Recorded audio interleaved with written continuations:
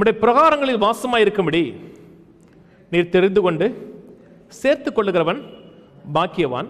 உம்முடைய பரிசுத்த ஆலயமாகிய உமது வீட்டின் நன்மையால் திருப்தியாகும். நன்மை கிடைக்கிற இடம் எது? தேவாலயத்தில் தாங்க. அதாவது தேவ ஜனங்கள் கூடுகிற இடத்துல தான் நன்மை கிடைக்குது. வெளியே நன்மை இல்லை. வெளியே தீமையும் குறைவும் பற்றாக்குறையும் தான் வெளியே இருக்கிறது. நன்மை இருக்கிற இடம் எது? தேவனுடைய வீடு. தேவனுடைய வீட்டில் போதிக்கப்படுகிற வார்த்தைகள்.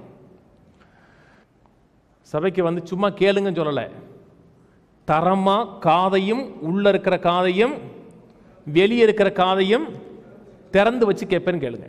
சிலர்லாம் வெளியே இருக்கிற காது இருக்கும், உள்ள இருக்கிற காது கேட்காது. உள்ள இருக்கிற காது வேற, வெளியே இருக்கிற காது வேற. தெரியுமா? என்னையே பார்த்துக்கிட்டு இருப்பீங்க, ஆனால் கேட்க மாட்டேங்க.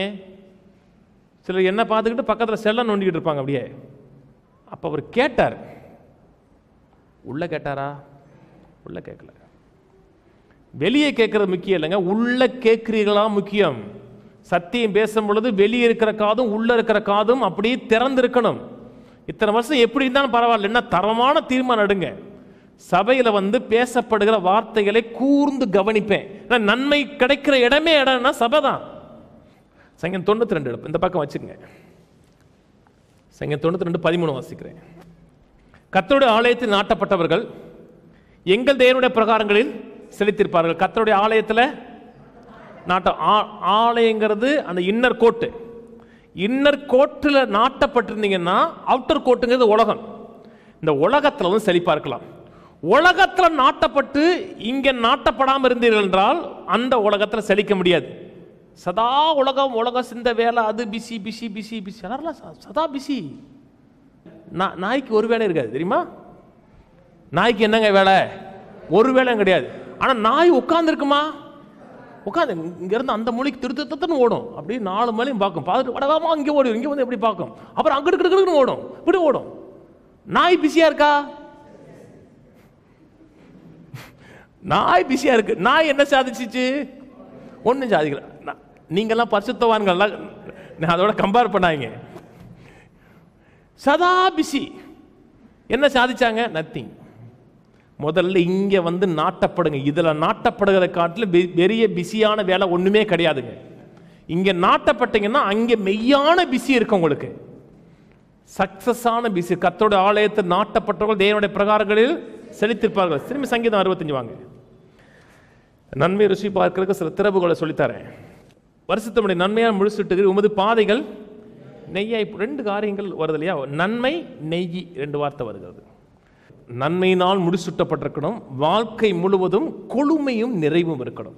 இந்த கொழுமையும் நிறைவு இருக்கிறதுக்கு திறவுகோலாக இந்த 2 வார்த்தையும், அந்த நன்மைங்கிற வார்த்தை, டஃப்ங்கிற வார்த்தை, டிஓபி டஃப். அந்த டஃப் எபிரேய வார்த்தைங்க, டிஓபி டஃப்ங்கிற வார்த்தை. இந்த ஃபேட்னஸ்ங்கிற வார்த்தை டெசான்ங்கிற வார்த்தை. இந்த டஃப்பும் டெஷானும், அதாவது நன்மையும் கொழுமையும் வேதத்தில் இன்னொரு இடத்துல அப்படியே வருது. அதே மாதிரி இங்க எப்படி வருகிறதோ அதே மாதிரி வருகிறது. அங்கே திறவுகோல் இருக்கு. இந்த நன்மையை அனுபவிப்பதற்கு வருஷத்தின் நன்மைனா முடிசூட்டுகிறேன் உமது பாதை நெய்யாய் பொழுது இங்க சொல்லிட்டாரு. அந்த நன்மையில வாழ்வதற்கு எப்படி திறவுகோல் என்ன என்பதை அந்த வசனத்தில் ஆண்டவர் சொல்றார். ஏசை திருப்போம். ஏசை 55.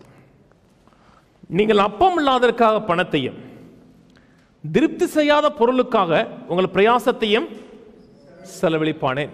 ஒரு நல்ல காரியம். அதாவது உங்களை திருப்தி செய்யாத காரியத்துக்குள்ளாக நேரத்தை செலவழிக்காதீங்க.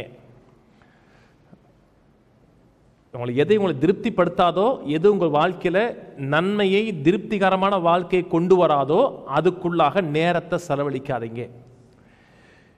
அதாவது அன்னைக்கு ஒரு வாட்ஸ்அப்பில் ஒரு செய்தி வந்துச்சு. நான் கட்டவரலை யூஸ் பண்ணால் எல்லாரும் என்னை அடிக்கிறாங்க. அந்த பிள்ளை ரொம்ப ஆதங்கமாக பேசுது. நான் கட்டவரலை யூஸ் பண்ணால் என்னை கட்டவரலை சொன்னால் கை சூம்புறாங்க இல்லையா? கட்டவரலை யூஸ் பண்ணால் என்னை அடிக்கிறாங்க. ஆனால் அம்மாவும் அப்பாவும் கட்டவரலை தான் ஃபேஸ்புக்கையும் வாட்ஸ்அப்பையும் நோண்டுறாங்கன்னு இந்த பிள்ளை சொல்லுது. நானும் அப்புறம் செக் பண்ணி பார்த்தேன். இந்த ஃபேஸ்புக் வாட்ஸ்அப் நோண்டுறவங்களாம் கட்டவரலை தான் தள்ளுறான். அப்படியே சதா ஃபேஸ்புக்கு வாட்ஸ்அப் இருந்தீங்கன்னா உங்களை திருப்தி செய்யாத காரியத்தில் நேரத்தை செலவழித்தீர்கள் என்றால் நன்மையில் வாழ்வது கஷ்டம். அதெல்லாம் வச்சுக்கோங்க. ஸ்மார்ட் ஃபோன் வச்சுக்கோங்க. நல்ல காரியத்துக்காக செலவு பண்ணுங்க. சதா வாட்ஸ்அப்பு, சதா ஃபேஸ்புக்கு, வேற என்னென்ன இருக்கு? யூடியூப்பில் நல்லதை பார்த்தீங்கன்னா நல்லது, இதுலேயே போய் இப்படியே கட்ட வரல இப்படியே போயிட்டே இருந்துச்சுன்னா நன்மையினால் அது உங்களை திருப்திப்படுத்தவே படுத்தாது, நேரம் போயிடும்.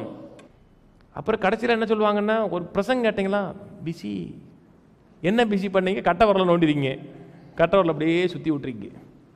உங்களை திருப்தி செய்யாத காரியத்தில் நேரத்தை செலவழிக்காதீங்க. வாசிப்போம். நீங்கள் எனக்கு கவனமாக செவி கொடுத்து நலமானதை சாப்பிடுங்க. எனக்கு கவனமாக செவி கொடுத்து நலமானதை சாப்பிடுங்க. நலமானதுங்கிற வார்த்தை இருக்கு இல்லையா, நலமானது டஃப்ங்கிற வார்த்தை, நன்மையானதை சாப்பிடுங்க. எனக்கு கவனமாக செவி கொடுத்து நன்மையை சாப்பிடுங்க. நன்மையை சாப்பிட வேணாமா? நல்ல சாப்பாடு சாப்பிட வேணாமா? நன்மையை அனுபவிக்க வேணாமா? என்ன செய்யணும்? கவனமாக செவி கொடுக்கணும். சும்மா செவி இருக்கக்கூடாதுங்க, கவனமா. உள்ள இருக்கிற காது வெளியே இருக்கிற காது அப்படி இருக்கணும். வெளியே இருக்கிற காது கேட்டுட்டு உள்ள இருக்கிற காது கடனை பத்தி கேட்டுக்கிட்டு இருந்துச்சுன்னா நன்மையை அனுபவிக்க முடியாது. உள்ள இருக்கிற காதும் வெளியே இருக்கிற காதும் ஃபுல் அட்டென்டிவா இருக்கணும். கவனம் சிதறவே கூடாது. உள்ள இருக்கிற காதும் வெளியே இருக்கிற காதும் முழு கவனத்தோடு இருந்து என்றால் தேசத்தின் கொழுமையை புசிப்பீர்கள். மனம் பொருந்தி செவி கொடுத்தா புசிப்பீர்கள் சொல்லல, மனம் பொருந்தணும். சொல்றதுல மனம் அப்படியே பொருந்துச்சுன்னா, மனம் பொருந்தி செவி கொடுத்தீர் என்றால் தேசத்துடைய கொழுமையை புசிக்கலாம்.